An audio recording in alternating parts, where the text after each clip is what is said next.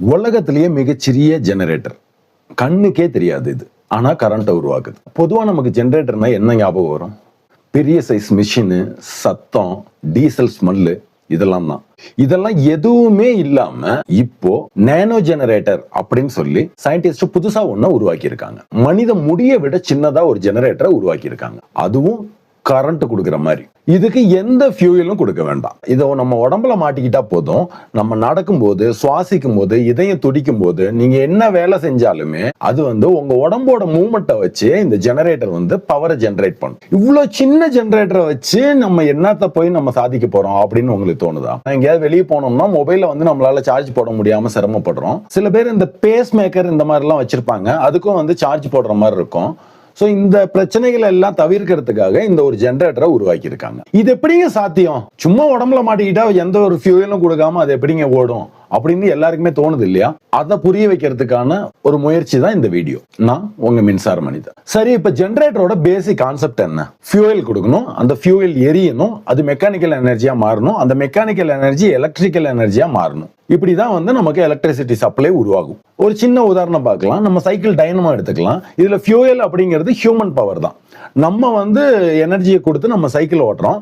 அதுல வீல் சுத்துது, அது மெக்கானிக்கல் எனர்ஜி. அந்த வீல் டைனமோ சுத்துது, அதுல இருந்து நமக்கு எலக்ட்ரிசிட்டி ப்ரொடியூஸ் ஆகுது. இது எலக்ட்ரிக்கல் எனர்ஜி. இப்படிதான் நமக்கு பேசிக்கா ஒரு எலக்ட்ரிசிட்டியை நம்மளால உருவாக்க முடியும். அதாவது ஒரு மூவ்மெண்ட் அப்படிங்கிற ஒரு விஷயம் இருந்ததுன்னா அந்த இடத்துல எலக்ட்ரிசிட்டியை உருவாக்க முடியும். இதுதான் பேசிக் கான்செப்ட். இந்த விஷயத்தை மனசுல ஒரு ஓரமா வச்சுக்கோங்க. இந்த நேனோ ஜெனரேட்டரோட பேசிக் கான்செப்டும் இதே தான். சயின்டிஸ்ட் இதை எப்படி யோசிச்சாங்க தெரியுமா? நம்ம உடம்புலயும் மூவ்மெண்ட் இருந்துட்டே இருக்குது. நம்ம கைகளை அசைக்கிறோம், கால்களை அசைக்கிறோம், தலையை அசைக்கிறோம், இதயம் துடிச்சுட்டே இருக்கு, சுவாசிக்கிறோம். சோ நம்ம உடம்புலயும் மூவ்மெண்ட் எப்பயுமே இருந்துட்டே இருக்கு இல்லையா? இந்த மூவ்மெண்ட்டை பயன்படுத்தி நம்மளால எலக்ட்ரிசிட்டியை ப்ரொடியூஸ் பண்ண முடியுமா அப்படின்னு சொல்லி யோசிக்கிறாங்க. அப்படி யோசிச்சதோட விளைவு தான் இந்த நேனோ ஜெனரேட்டர். இந்த நேனோ ஜெனரேட்டர் அப்படின்னு சொல்றோம் இல்லையா? இந்த நேனோ அப்படிங்கிறதுக்கு என்ன அர்த்தம் அப்படிங்கறத நான் இப்ப சொல்லிடுறேன். நேனோ அப்படிங்கிறது எவ்வளவு சின்னதா இருக்கும் அப்படிங்கறத உங்களுக்கு புரியறதுக்காக ஒரு உதாரணத்தோட சொல்றேன். 1 மீட்டரை 100 கோடி பகுதியா போட்டு அதுல கிடைக்கிற ஒரு பகுதி தான் ஒரு நேனோமீட்டர்னு சொல்லுவோம். இந்த நேனோமீட்டர் சைஸுக்கு ஒரு குட்டி ஜெனரேட்டரை உருவாக்கி இருக்காங்க சயின்டிஸ்ட். இப்போ உங்களுக்கு நேனோமீட்டர்னா எவ்வளவு சின்னதுங்கிறது தெரிஞ்சிருச்சு. இப்ப நம்ம பேசிட்டு இருக்கிற ஜெனரேட்டரோட சைஸ் எவ்வளவு சின்னது அப்படிங்கிறது உங்களுக்கு தெளிவா புரிஞ்சிருக்கும்னு நான் நம்புறேன். இந்த நேனோ ஜெனரேட்டருக்கு என்ன கான்செப்டை யூஸ் பண்ணி இவங்க எலக்ட்ரிசிட்டி ப்ரொடியூஸ் பண்றாங்க அப்படின்னா, மூவ்மெண்ட்னு சொன்னேன் இல்லையா? பீசோ எலக்ட்ரிக் எஃபெக்ட்னு ஒன்று இருக்கு. இந்த பீசோ எலக்ட்ரிக் எஃபெக்ட்டுக்கு பேசிக்கான ஒரு மெட்டீரியல் அப்படின்னா பீசோ எலக்ட்ரிக் கிறிஸ்டல்னு ஒன்று இருக்கு. இந்த பீசோ எலக்ட்ரிக் கிறிஸ்டல் என்ன பண்ணும் அப்படின்னா, அந்த கிறிஸ்டலுக்கு பிரஷர் கொடுத்தா அது எலக்ட்ரிசிட்டியை வெளியே துப்பும். இதுதான் இந்த பீசோ கிறிஸ்டலோட தன்மை. உதாரணத்துக்கு நம்ம வீட்டில் இருக்கிற கேஸ் லைட்டரு, சிகரெட் லைட்டர்லாம் இருக்கு இல்லைங்களா? அதுல பாத்தீங்கன்னா அந்த பட்டன்ல நம்ம ஒரு பிரஷர் கொடுக்கும்போது ஆட்டோமேட்டிக்கா அதுல இருந்து ஒரு ஸ்பார்க் வரும். அந்த ஸ்பார்க் எப்படி வருது? பீசோ கிறிஸ்டலுக்கு நம்ம ஒரு அழுத்தம் கொடுக்கும்போது அந்த இடத்துல ஹை வோல்டேஜ் ப்ரொடியூஸ் ஆகுது. ஹை வோல்டேஜ் ஏர்ல டிராவல் ஆகுறதுனால அந்த ஸ்பார்க் நமக்கு உருவாகுது. அந்த ஸ்பார்க்கை யூஸ் பண்ணி நம்ம ஸ்டவ் பத்த வைக்கிறோம் இல்லையா? இதுதான் அந்த பீசோ எலக்ட்ரிக் எஃபெக்ட் அப்படிங்கிறது. இந்த லைட்டர்ல பாத்தீங்க அப்படின்னா கிட்டத்தட்ட 15,000 வோல்டேஜ் வரைக்கும் நமக்கு ப்ரொடியூஸ் பண்ணும்.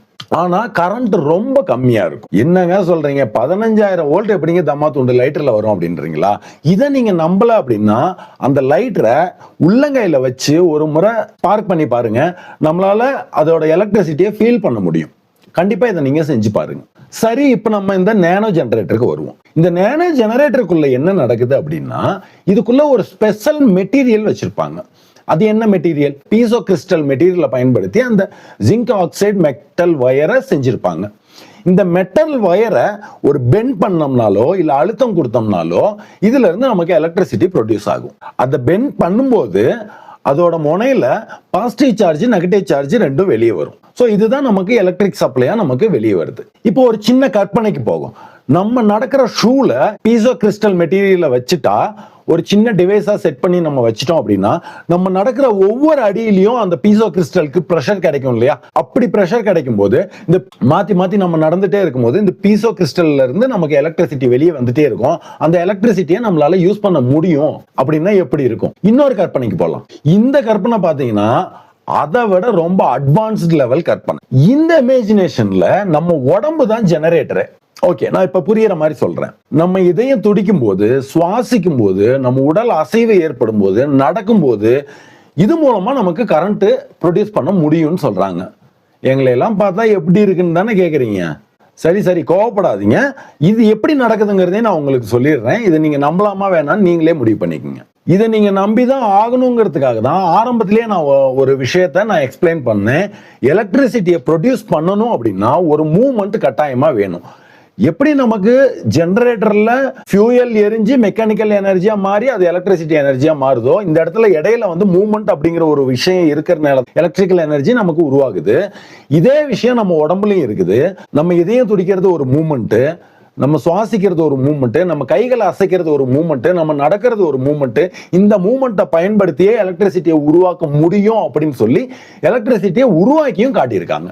இந்த எலக்ட்ரிசிட்டி நம்ம நடக்கும்போது மட்டும்தான் வேலை செய்யணும்லாம் இல்லை. நம்ம தூங்கிட்டே இருக்கும்போது கூட நம்ம இதயம் துடிச்சிட்டு தான் இருக்கும், நம்ம சுவாசிச்சுட்டு தான் இருப்போம்.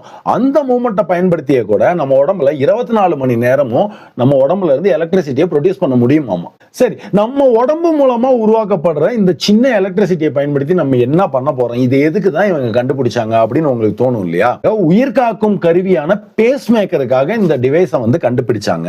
இதோட அட்வான்ஸ் லெவலா என்ன இப்ப யோசிச்சுட்டு இருக்காங்க அப்படின்னா, நம்ம உடம்புல அந்த ஜெனரேட்டரை பிக்ஸ் பண்ணிட்டோம்னா அதுதான் ரொம்ப சின்னதா இருக்குமே, அது கண்ணுக்கே தெரியாது. அந்த ஜெனரேட்டர் நம்ம உடம்புல பிக்ஸ் பண்ணிட்டோம் அப்படின்னா நம்ம மொபைல்ல கூட ஈஸியா நம்மளால சார்ஜ் பண்ணிக்க முடியும்.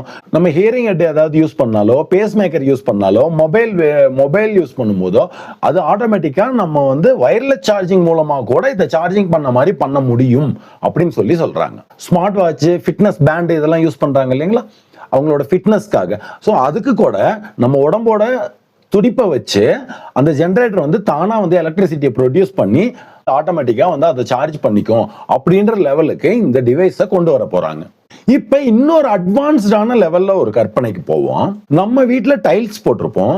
இந்த டைல்ஸ்ல இந்த குட்டி குட்டி நேனோ ஜெனரேட்டர்ஸ் நம்ம டைல்ஸ் பூரா பிக்ஸ் பண்ணிட்டோம் அப்படின்னா நம்ம வீட்டுல நடக்கும் போதே கூட nano generator electric supply produce பண்ணி அந்த எலக்ட்ரிக் சப்ளையை நம்மளால பயன்படுத்திக்க முடியும் அப்படின்னு சொல்றாங்க. ஆனா இது ரொம்ப அட்வான்ஸ்ட் லெவல் கற்பனை. இதை பண்றதுக்கு பல யுகங்கள் கூட ஆகலாம். கற்பனையில நம்ம என்ன வேணா யோசிக்கலாங்க, செயல்ல செயல்படுத்தி காட்டியிருக்காங்களா அப்படின்னு ஒரு கேள்வி இருக்கு இல்லையா? இப்ப அந்த கேள்விக்கு வரேன். இந்த நேனோ ஜெனரேட்டர் டெக்னாலஜியை முதலா அறிமுகப்படுத்தினது யாரு அப்படின்னா ஜாங் லிங் வாங். சத்தியமா சொல்றேங்க, கிண்டல்லாம் பண்ணல, அவரோட பேரே இதுதான், ஜாங் லிங் வாங். இவரு ஜார்ஜியா இன்ஸ்டிடியூட் ஆஃப் டெக்னாலஜில ஒர்க் பண்ற ஒரு சயின்டிஸ்ட். இவரு 2006லயே இந்த நேனோ ஜெனரேட்டர் டெக்னாலஜியை உருவாக்கி அதை டெமோ பண்ணி காமிச்சாரு. அந்த டெமோல அவர் என்ன யூஸ் பண்ணார் அப்படின்னா பீசோ மெட்டீரியலால செய்யப்பட்ட ஜிங்க் ஆக்சைடு மெட்டல் வயர்ஸை பெண்ட் பண்றது மூலமா அதுல இருந்து எலக்ட்ரிசிட்டி ப்ரொடியூஸ் ஆகுதுன்னு அதை மெஷர் பண்ணியும் காமிச்சிருக்காரு. இதுக்கு ஒரு படி மேல போய் நடந்தா கரண்ட் வரும், கை தட்டுனா கரண்ட் வரும், ஒரு சின்ன வைப்ரேஷன் இருந்தா கூட கரண்ட் வரும் அப்படிங்கறத லேப்ல இதை ஒரு எக்ஸ்பெரிமெண்டா செஞ்சு ப்ரூவ் பண்ணியும் காமிச்சிருக்காரு. உண்மையிலேயே இது வேலை செய்தா அப்படின்னு கேக்குறீங்களா? கண்டிப்பா இது வேலை செய்யுது. ஆனா நம்ம மக்கள் பயன்பாட்டுக்கு வர்ற அளவுக்கு ஒரு மிகப்பெரிய அளவுல கரண்ட்டை ப்ரொடியூஸ் பண்ற அளவுக்கு இந்த டிவைஸ் இன்னும் டெவலப் ஆகல. ஆனா ஒரு லேப் எக்யூப்மெண்ட்ஸை ரன் பண்ற அளவுக்கு இதை எக்ஸ்பெரிமெண்டா செஞ்சு சின்ன சின்ன டிவைஸ்க்கு அதை சார்ஜ் பண்ணி அதை ரன் பண்ண வச்சு டெமோ காட்டியிருக்காங்க. இது மக்கள் பயன்பாட்டுக்கு வர்றதுக்கு ஒரு சில தலைமுறைகள் கூட ஆகலாம். ஏன் அப்படின்னா 100 வருஷத்துக்கு முன்னாடி டெஸ்லா வயர்லெஸ் டிரான்ஸ்மிஷன் பண்ண முடியும் அப்படின்னு சொல்லி யோசிச்சு அதுக்கான தியரி எல்லாம் சப்மிட் பண்ணி அதுக்காக மிகப்பெரிய ஒரு டவரை கட் அந்த ப்ராஜெக்ட்டுக்கு ஃபண்ட் கிடைக்காம அந்த ப்ராஜெக்ட் பாதியில் நின்னுச்சு. ஆனா இன்னைக்கு நம்மளால வயர்லெஸ் மொபைல் சார்ஜரை நம்மளால யூஸ் பண்ண முடியுது இல்லையா? ஸ்மார்ட் வாட்ச்க்கு வயர்லெஸ் சார்ஜரை யூஸ் பண்ணி நம்ம சார்ஜ் பண்றோம் இல்லையா? 100 வருஷத்துக்கு முன்னாடி அவர் கண்ட கனவு, அந்த ஆராய்ச்சி அப்ப கைவிடப்பட்டு இன்னைக்கு அது சாத்தியமாச்சு இல்லையா? அதே மாதிரி இந்த ஆராய்ச்சி இன்னும் சில காலங்களுக்கு பிறகு இதை கொஞ்சம் கொஞ்சமா டெவலப் பண்ணி நம்ம மக்கள் பயன்பாட்டுக்கு கொண்டு வர்றதுக்கு நிறைய வாய்ப்புகள் இருக்கு.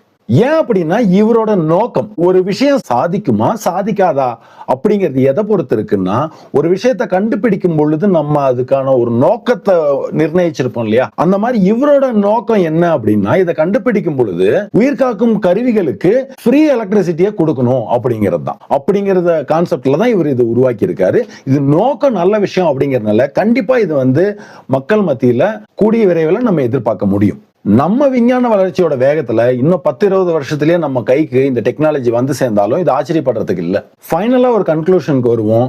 இது சும்மா விளையாட்டுத்தனமா கண்டுபிடிக்கப்பட்ட ஒரு கண்டுபிடிப்பு கிடையாது. மக்கள் பயன்பாட்டுக்காகவும் மக்கள் நலனுக்காகவும் இந்த கண்டுபிடிப்பை கண்டுபிடிச்சிருக்காங்க. நிச்சயமா இது கூடிய சீக்கிரத்துல நம்ம கைக்கு வரும்னு எதிர்பார்க்கலாம். இந்த டெக்னாலஜி பத்தி உங்களோட கருத்து என்னங்கிறத கீழே கமெண்ட்ல சொல்லுங்க. இதே மாதிரி இன்னொரு இன்ட்ரெஸ்டிங்கான பயனுள்ள தகவலோட அடுத்த வீடியோவில் நான் உங்களை சந்திக்கிறேன். நான் உங்க மின்சார மனிதன்.